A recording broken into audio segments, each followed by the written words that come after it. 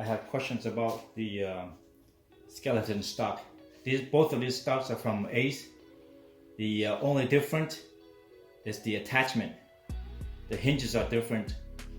One of them is the push down, like the Gailil, and the other one is push button. Both hinges are really good, very solid. I'll show you how they fold. Okay, this hinge is a Gailil style, the IWI style hinge. You have to push down and fold, and then push it down and put it back up. Very solid.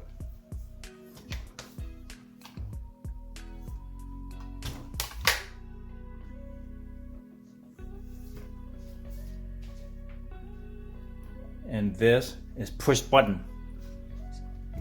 I actually like this one better. It's very nice and easy. Push down.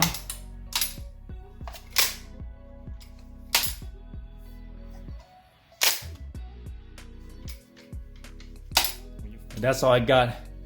That explains the difference between the two hinges. They both are great hinges, and I actually like the push button better. It's a lot easier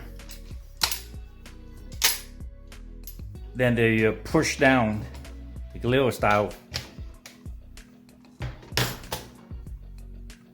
So put it back, you still have to push down and then fold.